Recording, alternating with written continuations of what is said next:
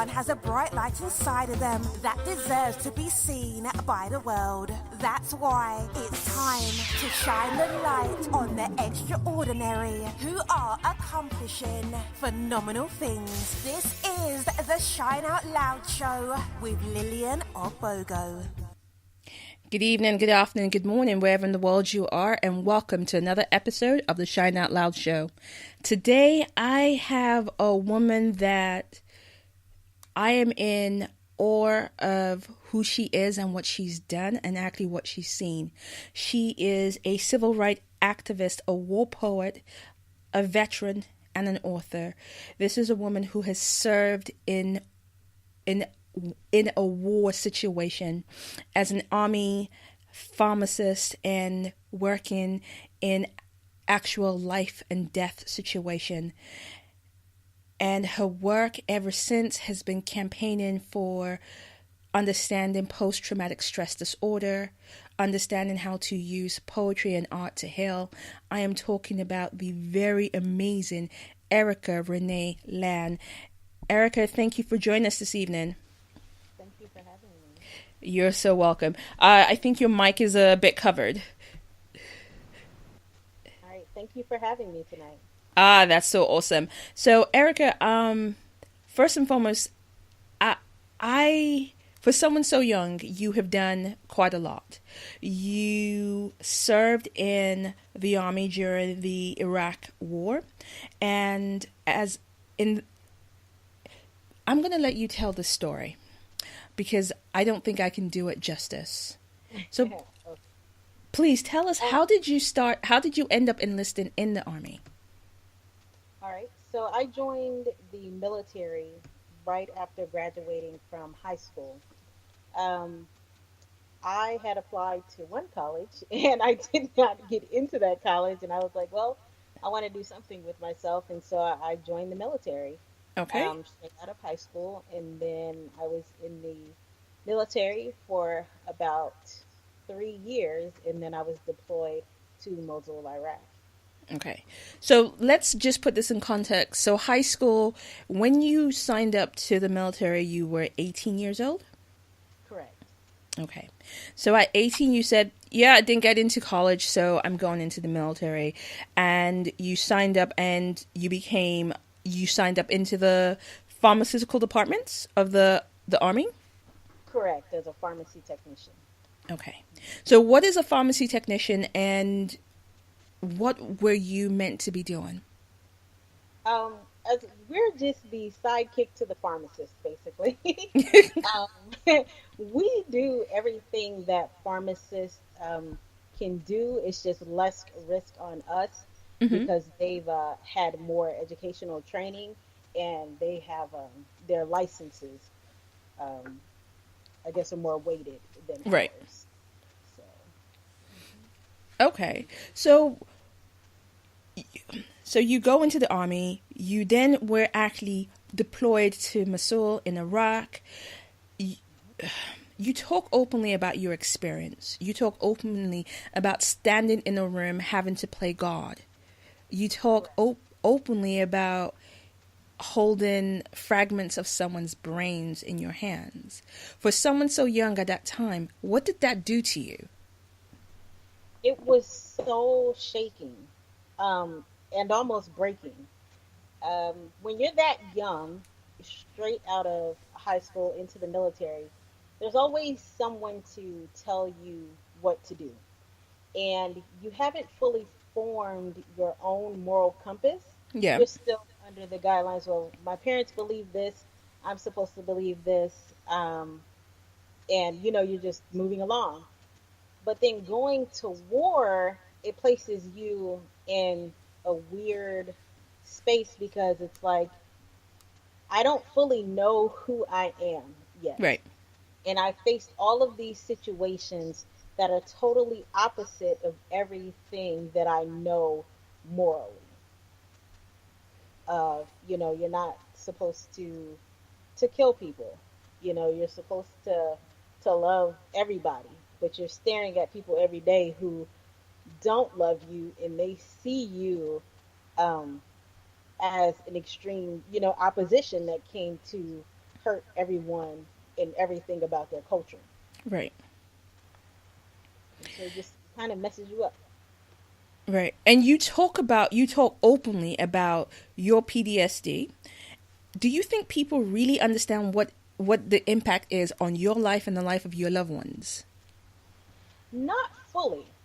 Not fully. And that comes from a lot of people, well, I'll say with me, struggling with post traumatic stress disorder. I did not want to tell people all of what was going on with me. I didn't want them to expose them to the things that I had been through because I knew how damaged I was and I didn't want them to be that damaged. Right. And so they don't hear the firsthand stories and they get this picture built for them by the media. Yeah. And the media will cover, oh, there was some people who passed away, there were some people who passed away this day, but it's like we're over there fighting a great cause and we're supposed to be doing this. And so that's all of what a lot of people see and take in. But they don't understand the true horrors that come with war. And that's why I'm trying to share my story. Okay. So, and what does a not so good day with PTSD look like for you? Paranoia, which leads to a lot of anxiety and Right. then a lot of seclusion. And then, there can be bursts of anger for no reason. And, you get stuck in that place and then you just start doubting who you are and start remembering some of the things that you've seen and gone through. And it just puts you in a crazy spiral. So. Okay. And, when people think post-traumatic stress disorder, when people think these kind of mental health challenges, is there a way to communicate that, one, I need the support, two, how to best support people with these challenges? That's a big question. And it's because everyone experiences things differently and everyone responds differently. Right. So for me, finding a way to actually express outwardly what was going on the inside was a really big help for me. Because like I said, I didn't want to tell anyone. And by not talking to anyone, it's just on repeat in my head, and every negative connotation I had was they were stuck. It was like stuck on repeat. Right. And so being able to talk to therapists and my family, it kind of started opening my mind up just a little bit to be like, okay, I'm not all bad. I would not have done these things under normal circumstances, but this was war. And you have to do what you need to do to keep yourself safe. Right. And so a lot of people, it can be, some people do physical things to get it out. Some people write, like me. Some people, they just do mechanical things. Right. You have to find out what someone's personality is and then go that route. I believe. And you also mentioned that some people turn to substance abuse to manage their PTSD. Correct. And I did that for a while. When I didn't want to talk about it or express it, I just wanted to stifle the pain. And I wanted to push it down and not think about it. And so, marijuana was a way for me to do that. Okay. To not deal with the situation. And a lot of people, I think, who have PTSD that struggle with substance abuse, it's to find an escape through that substance. Mm-hmm. And I'm looking at your story and I'm reading your bio and reading your information. And there's an interview that you did out in SA, and you talk about it was your job to play God and take another man's life to save so many others. Looking back, what strategies did you use to cope when you had to make those decisions? It's just anything self-destructive. Like I said, marijuana use was a big thing. and there's something that many people may not think about, but I've thought about it a lot, is that I would get tattoos, you know, because Okay. the physical thing of getting a tattoo and then having it heal and then me opening the wound and letting it heal more, and you know what I mean, just that process Yeah. is something physical to do to myself. Like I am not, you know, someone who has like cut themselves, but it's just like, why am I getting these tattoos?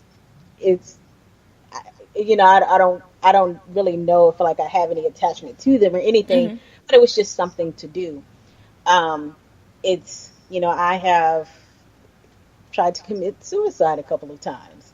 Right. Um, just anything to just escape what was going on in my head.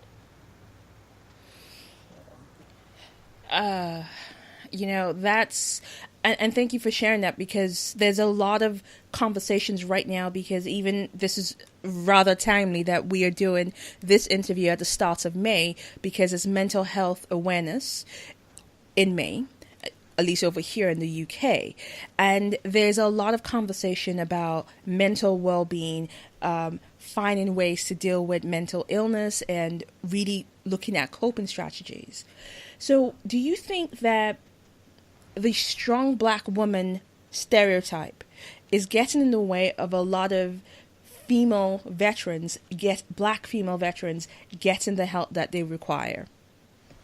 Most definitely. I think that being a female veteran exacerbates it. Because as soldiers, you're already in this place of not wanting to always say that something is wrong because it's looked down upon. Oh, you're not strong enough to make it through. You know, it needs to be, you know, pull it together mentally. And so Yes. being a black female on top of that, it's like, okay, we already know the discriminations that come with that. And so people already look at you in this certain light of, oh, you know, you're just faking it, or they're dismissive. And so it makes you not want to say anything. It makes you have to be stronger. And so it's like that strong black woman mentality, it's twofold. It's because it's like I have to be this way. I have to be strong. I have to do this, you know, for myself and Mm-hmm. for the people, because who else is going to be strong for them? It's this Yeah. this thing we take on where we have to fix everyone else, so we need to hold ourselves together. And then it's a matter of, you know, this is how people see me. I can't be any other way. Right. And we're looking at this in context of black women veterans returning, but also I think this idea of the strong black woman is actually detrimental across the board, even for women who are not in the military in any kind of way, because a lot of women are afraid to put down that mantle and say, I'm suffering, I need help. And which is why a lot of black women are particularly at risk right now to their own traumas, and looking at different ways of dealing with it, and some seeing suicide as the only option. Right. And it's true, and it's a sad thing. And so that's why we have to have these conversations to kind of, you know, let each other know it's okay to tell your story, and it's okay to say I have been traumatized. Yeah. Okay. So did you at any point, how did you deal, you've come back to the US, you're out of the situation. Did you at any point have to deal with survivor's remorse? Yes. Yes. Because there are a lot of people who I've seen pass away. You know, whether it was in the instance where I described me having to play God, or just, you know, people being wounded who I was not able to help. Hmm. And then so it's like, well, what makes me a better person than them? You know, like why am I still here? How Right. come it could not have been me? Because you feel like such a horrible person on the inside for the things that you had to do and experience over there. Okay. So let's talk about mental health a bit more. With a lot of those issues, we've covered that a lot of mental health issues are considered invisible illnesses. there are people, are there still people still missing the key signs that people are fighting with these issues? Oh, most definitely. Most definitely. Because one, people, we're all good at masking things. Mm-hmm. And so a lot of times we'll try to do that and intentionally hide things. And when you're not saying what it is, people only um, see like a certain action of like, say I am sitting around drinking all of the time. Yeah. It's just, but they know you as a party person. So before you go to war, they know you as a party person. You like to do this, and then you go to war and you come back and you're drinking and trying to like party a little bit. All they see is like, oh, this person, they're just drinking a lot. It's turning into alcoholism. That's just how, Johnny is. Mm-hmm. But it got to a point where this person's drinking to mask the pain. Yeah. But people aren't seeing that. And then the person, Johnny's not saying, I'm trying to cope with something right now. Okay. So it's just one of those things where sometimes it's hard to see the symptoms. And so that's why we all need to be educated and learn to deal with each other a little better. So what are the top ways to spot this as somebody, people who don't know, they don't have the training, they don't have the education, they don't know what signs should people be looking out for their loved ones to make sure that they can better support them? Like hypervigilance is one of the top ones. So, and I sum it up as paranoia. Mm-hmm. Like, does this person always think that something's going to happen to someone else or something's going to happen to them? Are they always watchful of what's going on? Are they always, looking out the doors or, obsessively making sure that everything is locked? Are they having anxiety with situations? Like, is it hard for them to go out into public, or are they startled really easily around people? Like, if you were to just, simply drop a book out of your hand, how does this person react? Was that an extreme reaction of someone just jumping and saying, oh, you scared me? Or did this send them into a panic state of them trying to escape? Okay. So, Okay, so watch out for hypervigilance. Is there any other signs? You spoke about the drinking, the substance abuse. What else can we look for just to make sure that we, as people who love and care for them, can best support them? So PTSD, it has like a lot of different symptoms, right, that sum it up. And so, like I said, it goes into like just a lot of agitation. Is this person, becoming angry at nothing, and then it's like it's going overboard? Mm-hmm. Are they always afraid of something that happened, and they're just, really jumpy? Sometimes it can be the self-destructive behavior or just keeping to themselves, social isolation. Mm-hmm. Being self-destructive. Are they hostile and irritable all of the time? And it's not just a matter of these things by themselves. It's, does this person have a lot of these symptoms going on? Okay. All right, that's fine. And I guess also making room to make sure that you are able to talk to them and give them room to talk as well. Correct. All right. It's best to let the person, feel safe, and let them know that there is an open door for them to get help. And like I said, tap into that person's personality. Does this person, like to play board games or something like that? And just something to kind of like, if you see them like in that state, be like, hey, let's play this game. Or do you want to go on a walk right now? Or, what can I do to help you? Okay. And speaking of that, and staying on this topic, in your view, what needs to be done to treat returning servicemen and women better? I think that we need more time to acclimate back into society. before we have to go do our regular job. Mm-hmm. So I came back from Mosul, Iraq, and then 2 days later, I was at my regular job working in a regular hospital pharmacy. Wow. So I didn't have time to decompress or to even realize what was going on, because over there you're stuck in that state of just Mm-hmm. being afraid all of the time and thinking you're going to die. And then you come back and there's no time to process any of that. There's no time to just take a moment and cry. You Oh, know what I mean? wow. It's not something that you can do overseas. You have to be ready to go at any given moment and Mm-hmm. ready to react. Um, and a lot of times you don't get that. You're just expected to go from one situation to the next.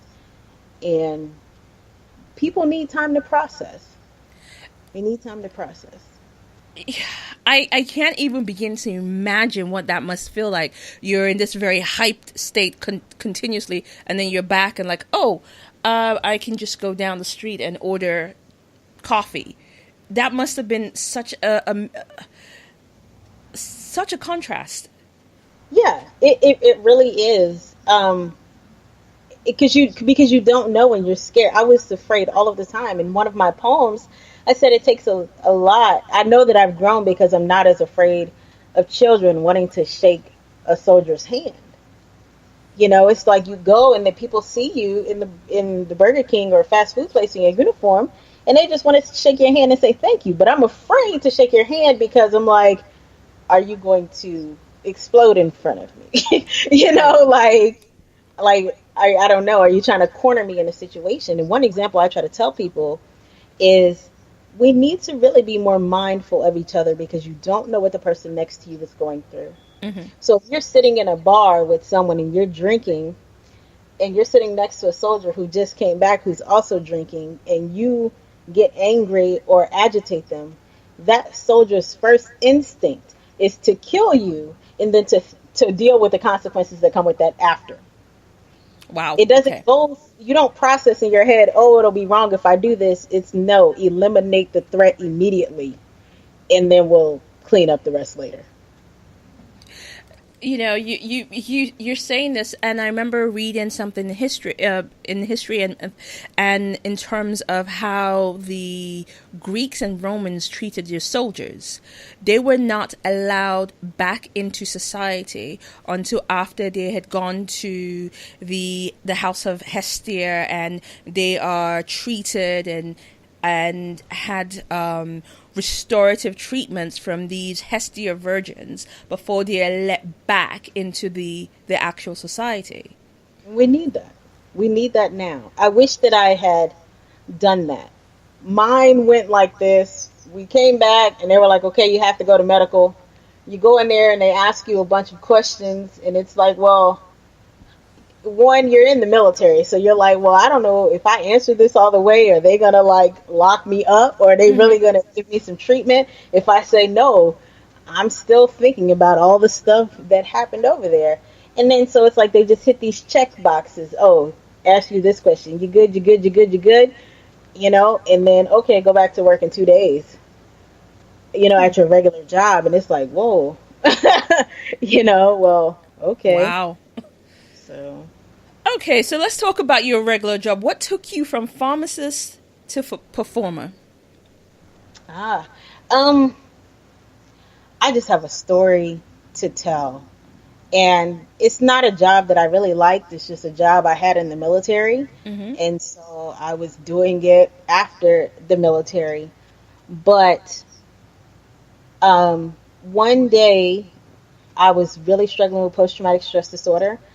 And I was just in a really bad depressed state. And I picked up a pen and I was going to write a last letter. But instead, a poem came out, and it's titled War Songs. Mm-hmm. And that poem opened a door for me to be able to express myself. And then so I've been running with it since then. I've written out just about every emotion I could have when it comes to post-traumatic stress disorder in my experiences. in the war. And now I'm trying to tell as many people as I can about it to help so that they can help other people. Okay. And your first book, Residual Affects, this was a collaborative creation between yourself and a fellow veteran, KaTisha Smittick. And you both created it based on your individual experiences in the war, hers from a photography perspective, yours from poetry. Why did you both feel strongly about creating the book the way you did? It happened that way. We were deployed together. We lived right across from each other, and then we were out in Washington State. Okay. And then I went to Washington D.C. and then shortly after she ended up in Washington D.C. So we always had this connection. And then so I was struggling really bad, and I was writing some poetry and stuff like that. And then I was in Georgia doing that, and she was in Washington D.C. Taking photography. And then it just hit me one day. I was like, I wonder if she has some pictures to go with my poetry. And it just so happens that she did. For every poem that I had, she seemed to have some type of picture that matched. And all I can say is just it was in the stars. You know, we went through the same experiences, and we're healing from it differently, but it's still artistic. And maybe that's why it meshed well together. Right. Well, that sounds very powerful. And what is the one key takeaway that you want your readers to take from this first book?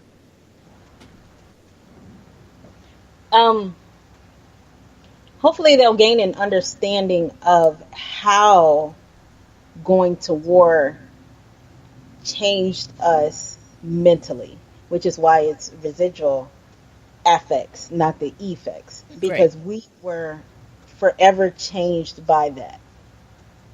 And the war is just a residual thing on us. All of our responses from the time of going to war on forward, you know, how we react is going to be based off of that situation.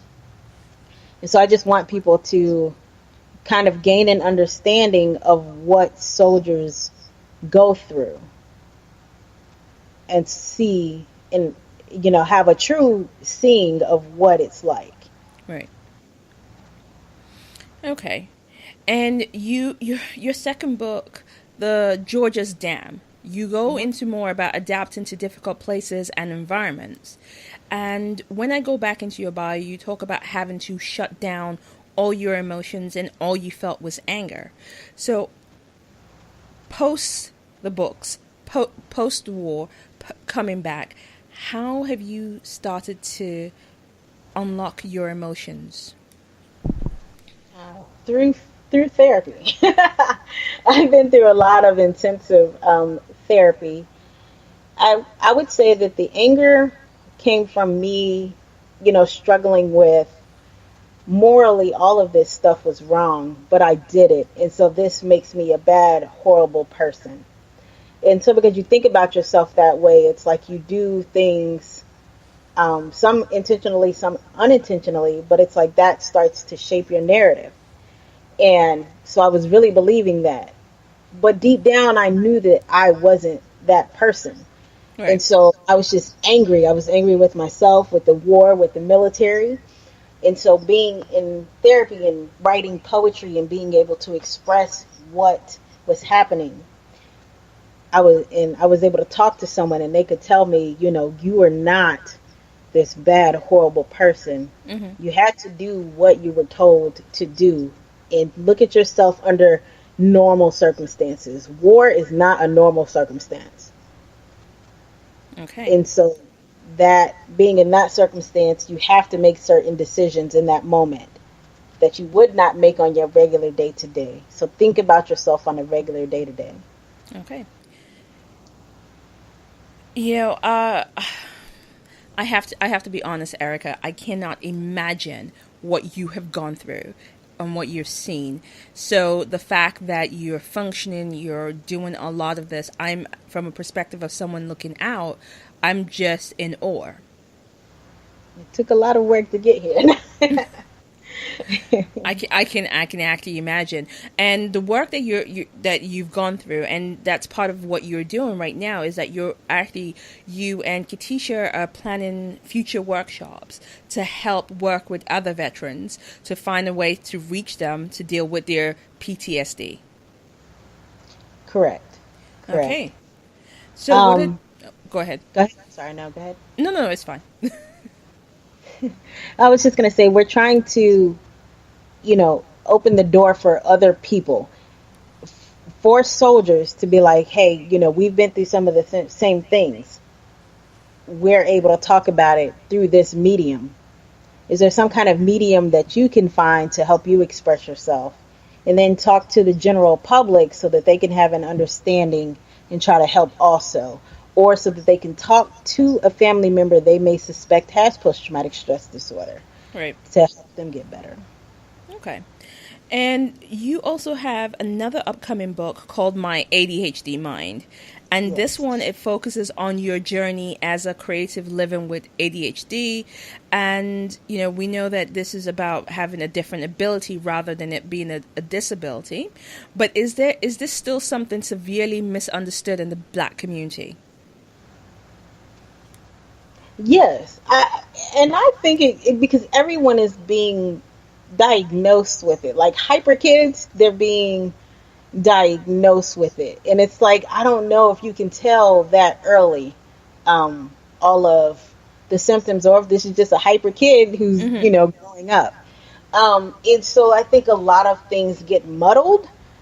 But for me, like, I was diagnosed as an adult, and I could tell the difference and monitor the difference for myself between being on medication and not being on medication. So I think that because there are like just a lot of like every time you turn around, it's just someone's diagnosed with it, and it's like, well, I don't know. So it's not enough education, I think, that they get. It's just a doctor saying, hey, your kid has ADHD. Here's some medicine. Mm-hmm. It's going to help life be better because they're sitting down now. Rather than understanding, the symptoms and how to manage it, like being disorganized. I know everything of what's going on, but to the outside, it might be like, this is way too unorganized right now. What is going on? So it's like, well, let me help you with organizational skills. Yeah. So. And there is a lot of new research coming out showing that ADHD is almost a difference of how the brain works. It's not that it's a disability. There are new research showing that it's not the way that we think it is, and that like you talk about the management and the understanding of the symptoms of the illness itself. Right. Yeah. And I haven't done a whole lot of like new research on it to see like how they're saying that it does work. But just, I guess, being observant. I'm more of like an observant person. And so just seeing like with my nephew being diagnosed with it and me being diagnosed with it, and then looking at some of my other family members, and I'm like, okay, maybe all of us have it a little bit. It's more extreme amongst some of us.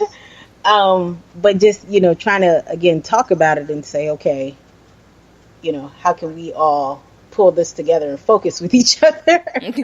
So, we're all scatterbrained around here. Okay, so and that's the thing. It's the conversations that need to happen, because I also think within our community, and I say that the Black community is, well, we're not going to talk about it. We'll go and pray about it, but we won't talk about it. So no one is having the conversations that needs to be had. Mm-hmm. Yeah, and that's with mental health across the board. Yeah. There's so much that we struggle with and are used to struggling with, and we're used to just biting the bullet. And I think it's, it's the residual thing over history of saying, well, no one's really going to help us anyway. And then so when you don't know how to deal with something, you just become silent. Yeah. And then that silence just moves on through history. And you Yep. try to hide things because you don't know how to do it and you're not expecting help to show up. And then it's like, well, I don't want to be judged by my peers also because I'm being judged by everyone else that sees me. Hmm. And so it's just that hiding factor and not saying anything. Um, Deal with it internally, whether Okay. it's internally in you or internally within this family. And that's a lot, and that's a lot to deal with, because when you're busy hiding, you're trying to hide in so many places. There's really no room for you to actually figure out who you are within all of that. Right, exactly. Yeah. And it's stifling. And then, you know, it's always this leads to this. That's how I think about it. And so you're being stifled, and it's that thing of hurt people like to hurt other people. So you're Hmm. being stifled, so you'll stifle someone else. You Hmm. know, I'm not going to make it or try to get to where I'm going, so this person shouldn't either. Exactly. And then it just creates a really, really confused cycle that goes on through the generation. Now, we know you're a poet, we know that you're a speaker, but we also know that you are an author of fiction books. So, poetry or prose, which do you prefer? Both. Both equally. Like I'm just a creative person. I'm just a ball of creativity. And so it's like I have ADHD. So one day I'm like, I want to sit down and write a book. The next day I'm writing poetry. Currently I'm working on a stage play that deals with the poetry. And I'm Right. also learning how to play the guitar. So it's like I don't know what I'm going to do with this guitar, but I'm learning the acoustic right now just because I wanted to. I go with the wind. Hmm. Luckily, I have people around me who are as adjustable, and they're like, okay, well, maybe we can finish this project before we move on to this one. But I just like to do everything. Like I like to express myself, and I think because for so long I felt like I couldn't express Right. myself, and that comes from growing up in a black family, and then also being in the military, and just for so long I felt stifled. So now I'm like, I have to get all this creativity out. You got to share it with the world. Exactly. Okay, and speaking of sharing, because your book series, it's complicated. Let's talk about Leela for a moment, because it seems to be she is a one woman destruction path. Yeah. What will be your message to a real life Leela? Um, you do not need all of these external factors to feel whole. You don't need all of these different people to fulfill you. Okay. And that's really what it's all about. It's thinking not being enough on the inside, so you got to find this person to fill this part, find this person to fill this part. And then I need that one too. But you don't. All right, so because we've kind of gone about this very interesting. Let's talk about it's complicated. What is the series based on? um, woo. Uh, so full disclosure, I guess I may have had uh 3 girlfriends at one time. I thought she was based on you. Yeah, and yeah, it's just like really being convinced that you can love multiple people, and you can, but it's not on a level maybe that they deserve. Right. So yeah. Okay, so let's kind of delve in and out of the it's complicated. So you've written this book series. The first one focuses very much on Leela and her journey round trying to have different relationships at the same time and believing that she can keep all of these going, and the deceits, the lies, and all of that in between. Yeah. And it just it's funny because it's like all of that started based off of a misconception. She thought something was going on that wasn't going on, and then she just reacted to her own personal inner thoughts without talking to the person. And then it's like now you have these three women in your life who you're not being fair to. You're not being fair to yourself. Mm-hmm. You know, very stressed out. And it's just unnecessary. It sounds complicated, like the title, and drama filled. It sounds like Yes. there's a lot of drama in this book. Yes. All right. And, I think, Erika, what I like about you is that everything about you is almost laid bare. So you've been open about your past abuse as your past abuse, and then you also talk about your inability to be faithful. And since you've just shared with us about your past, which Lila was based on, and you talk about your inability to be faithful till you met your wife. So here's my question. What work did you do on yourself to make yourself ready to be faithful? Or what was it about your wife that made you say, I cannot afford to lose this person? It started before I met her, and I think she was the reward for me doing that work, to be like, okay, you're a mess right now. And I didn't want to be a mess. And so I was like, well, what do I need to do to try to get better for myself? Mm-hmm. And I have to let all of this go. And I had to let my past go on multiple levels of just, I was one of those people who stayed in revolving relationships. And so I would be with one person and we break up, and then I might go back to a past person. We break up, I'll go back to this person. You know what I mean? So it was saying, you need to just stop this. You're trying to go, but there's too much history. Mm-hmm. And people say that they can move forward, but you never forget. And so it's like, I'm trying to move forward and trying to be a better person, but I'm still holding on and dragging all of these things from my past with me. So one by one, it was like letting them go. So I let the relationships go. I did the art therapy and talk therapy. Right. And so I was letting go of all of the bad things that have went through war, and I started seeing myself better. I took time to be alone because I was also a serial relationshiper. So I would, like I said, break up, go back to something else, break up. Oh, I'm with this one. So I took some time. I took some time, and I pulled myself together, and then I met my wonderful wife, and I think I fell in love at first sight. Aww. I like that line you use, that she was the reward for the work that you did. Yeah. That's absolutely beautiful. I believe.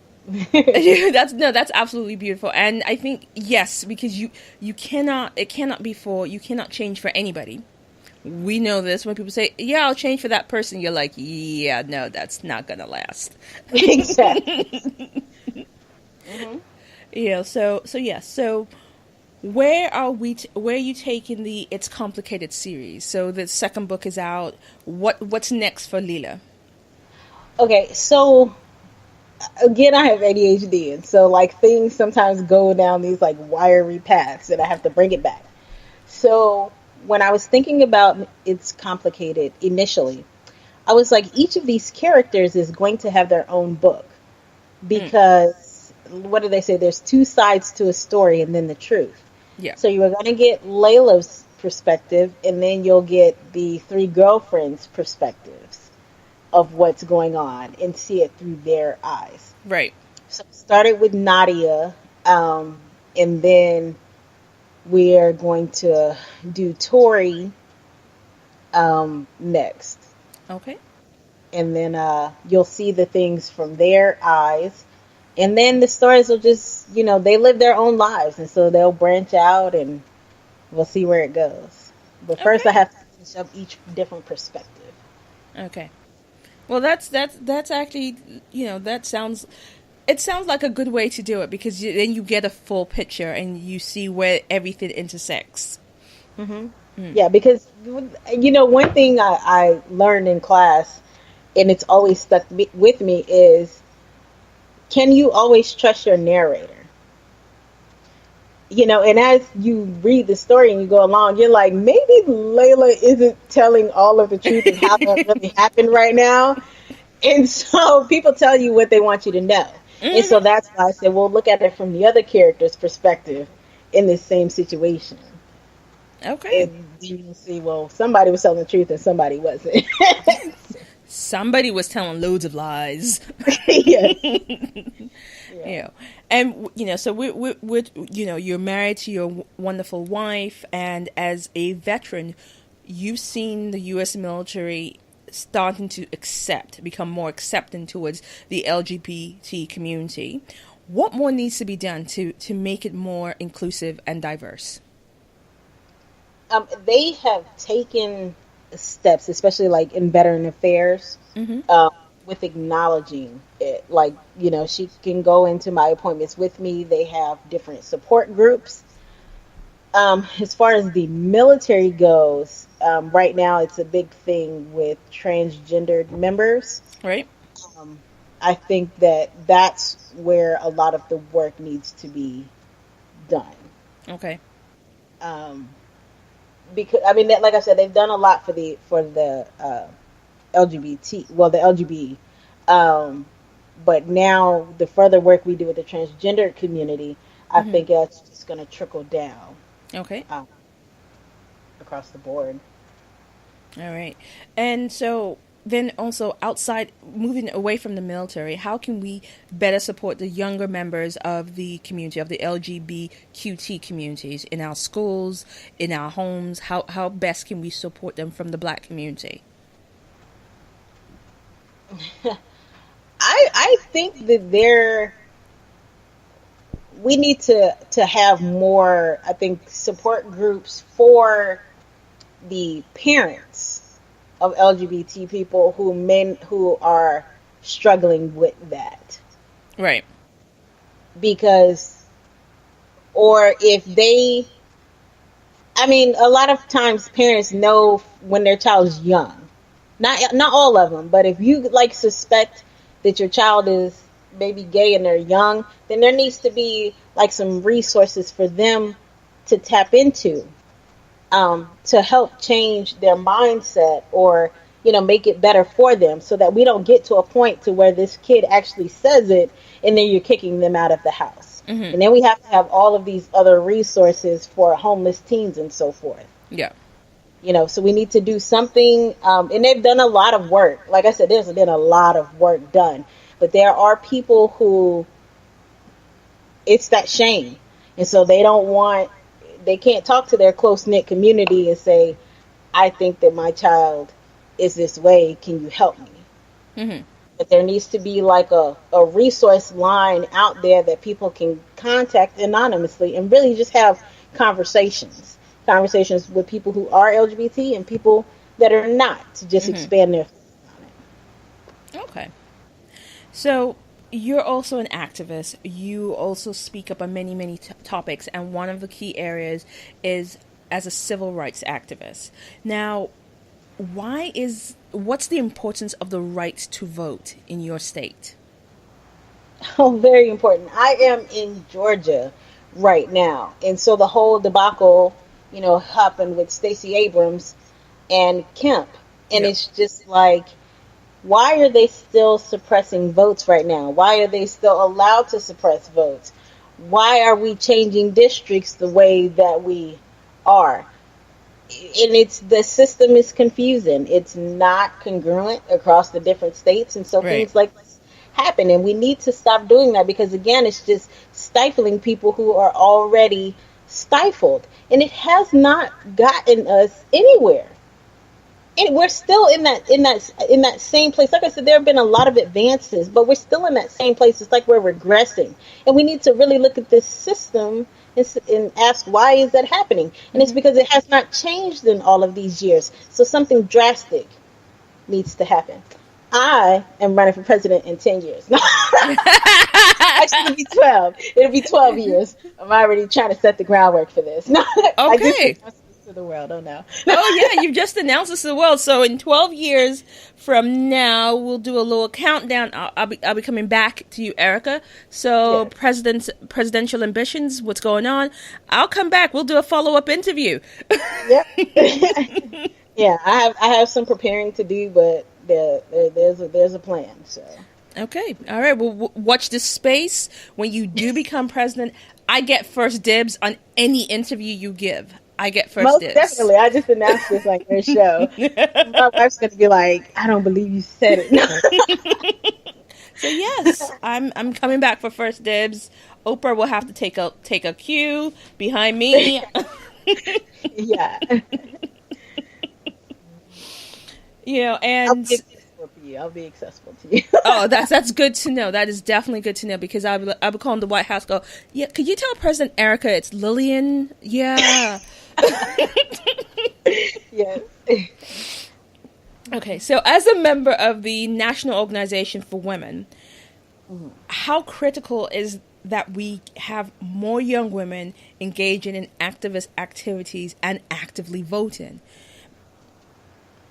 Oh, it's very important. Like right now, there's this STEM push for women. With science and technology, we're gearing them towards that, and it's like there's always just these pockets that they're gearing women toward, but there's so much more that we could do. And because women's rights are under attack right now, they are voting right now on what we can do with our bodies.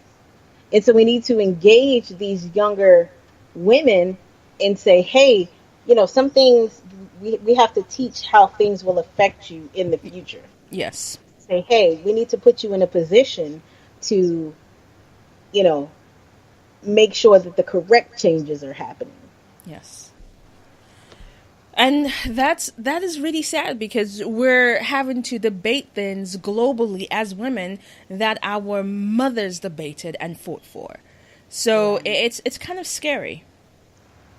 And that's because the system hasn't changed. As much as we would like to think, it's like they give you just a little bit to make you think things are changing, but then in the next swipe of the hand, it's undone. Yep, they give with one hand, take away more, and it's like you have to be very vigilant to see, and you have to be part of the process. Yeah, exactly. Yeah. And so we just need to make them aware and say, hey, all of these things are good. You really can, pretty much do anything, but really open those doors. And we need to have, me and my wife talk about it all the time. They need to have programs where they expose children to these different jobs, not just for a day, and say, hey, if you think you might want to be a scientist, let's take you, and this is what a real scientist does day to day. Shadow them. Yeah. They have different internships, but it's not like for everyone. It's just like a special program that you're in here, a special program that you're in there.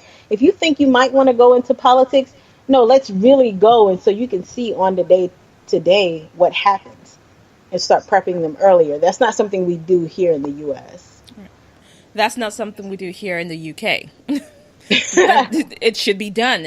I'm a firm believer in that. So let's start getting more women looking, young girls looking away from the Kardashians of the world and thinking about how they can actually take position of leadership. And actually show them, let them see what someone in that leadership position does to open their eyes. It's one thing when it's like you learn about it in class, but to actually see and say, oh, this is what someone who has the job that I want to do actually does. This is what a real scientist looks like. It's not just someone with a lab coat and then, their bifocals on. This is a woman and she's a scientist. You wouldn't expect it. So I always ask people, I'm like, so what do you do for a living? Not to put them in a box of, oh, this is how much you make. But it's just like, I want to hear and see if there's some knowledge I can share about it. Okay. Do you like your job? What's happening on the forefront of your job? And that's very important. I think that the more young girls get to see this, the more they know they have more options. Yeah. And by asking people that, I have found out some things that were options that I didn't even think about, and I'm like, oh, wow. So, yeah. So that's very awesome. Now, we've come to that point in the show where we have our So Loud moment of the week. So, Erika Land, what is your So Loud moment of the week? We talked about her earlier, but my friend KaTisha Smittick is an amazing woman. She's done so much to heal herself from, her own substance use. She posted the other day that she's been 10 years sober from Wow. drinking alcohol, and she is an amazing photographer. She has a degree in it. She's an amazing chef. She just finished up that degree. She's a philanthropist. Like, she's always going out. She does this thing. It's called mental meals, where it's like when a disaster happens, she'll just cook the meals up in her house and, make sure they're nutritionally sound and go pass them out. Oh, wow. She needs it. She's a really amazing woman that people should just follow. She always has some good, positive words to say, and I'm glad that she's my friend. Well, with that first of all deserves a huge round of applause for her.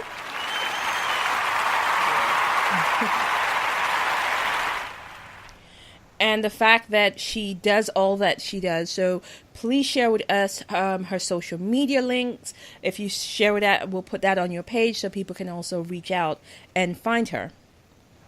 All right, will do. Thank you. So I'm kind of going back to managing your PTSD. Does self-care play a part of your recovery process? Yes. I had to, really ask myself, what is it that I want in life? And try to take myself out of stressful situations. Mm-hmm.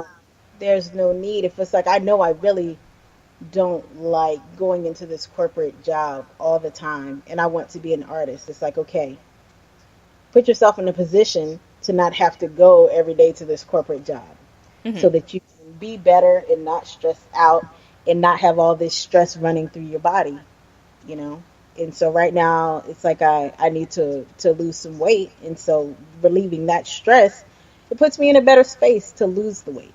Right. Okay. So that's the main thing I focus on, self-care. Awesome. What do you want your legacy to be, Erika? She came, she saw, she conquered. It seems all scattered, everything that I do, but I want to leave a legacy for my family, to be like, you really can do anything that you want to do. It may not be the best, but at least you tried and you accomplished something. And I want to just move culture forward. I really do. Okay. So what's next for you? What about you? What future projects do you have coming up? I have a stage play coming up, which we're going to start touring in October. It's called PTSD and Me. Okay. It's a journey told through poetry, where I take all the poetry I've written in the books and we have a stage play. I'm working on some music. Just got into rap. And like I said, I'm learning the acoustic guitar. And so I'll be playing on music concerts and just touring and seeing what the world has to offer. Right. So how can people connect with you if they want to work with you or want more of your music? You can visit my website. It's ericarland.com. On Instagram, I am lyrical lunatic, just like it sounds. And I also have a website that some of my music is on, lyricallunatic.com. Mm-hmm. But yeah, just send me an email. It's on my Instagram page. It's on my Facebook page. I'm easy to get in contact with. All right. Thank you. And you know what? We'll also share that on the webpage on shineoutloud.tv. We'll put links for people to connect with you and reach out to you. Thank you. You're welcome. You're welcome. So last question. You and your amazing wife live in an RV and you travel the length and breadth of the States. Yes. How is it living in an RV? It's absolutely amazing. We took ourselves out of that box of, that's something only, the lighter race does. And decided we wanted to do it and see what it was like. So we bought one, and we love every minute of it. We've been in it like our whole marriage. We'll be married 2 years on the 6th, yay. And we've had the Congratulations. RV, and we just travel, get up and go. And yeah, it's really amazing. It's like, we say it's the same house, but a different view. So it's Mm, like, we don't like the weather here. Let's go to the next place. okay. Well, you know what? I wish you both an amazing amount of luck with that. And yeah, I don't know. The shower. I need a bath. I need a light, nice soak in a bathtub. I don't know if the RV can accommodate. And they have some. Ours doesn't. We do miss that. We do miss that. Okay. It's Erica, amazing. it's been an absolute pleasure having you on the show. Thank you for having me. You're I enjoyed welcome. it.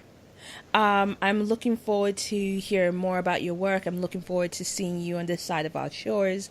But most importantly, I am looking forward to hearing more about the work that you're doing to heal others with PTSD and ensuring that people understand what this trauma is like. And just looking forward to more of your work. Thank you. Thank you. When we come over, maybe you can show us around. Most You can be good. definitely. I will show you around my city, and yes, you'll get to fall in love with London. I'm not sure if your RV will come with you, but if it does, I'll show you good places too. Do they sell them over there? Do they sell them? Yeah, I'm sure they have RVs over here. Don't quote me, but I'm sure they have something similar. Yeah, I think no, they have over here. They're not called RVs. You have camper vans. Oh, okay. Yeah, Yeah. and I'm really no. So yes, come over. London will love to have you. Thank you. All right, folks, it's a wrap. Go and discover more about Erika Land's work, discover about her poetry, discover about her books, and use it to actually springboard a conversation with your loved ones. If you know any veterans, get to understand what they have gone through. They have gone through situations that you and I in our day to day cannot begin to imagine. And so there's a lot that we need to learn in terms of dealing with returnees and how to support them back into themselves. So people like Erica should be accommodated and appreciated on a daily basis. And all we can do is say thank you very much for sharing your time with us this evening, Erica. Thank you for having me again. You're welcome. You've been listening to the Shine Out Loud show. If you want to connect with us or let us know what you thought of today's show, be sure to follow us on Twitter at Shine Out Show.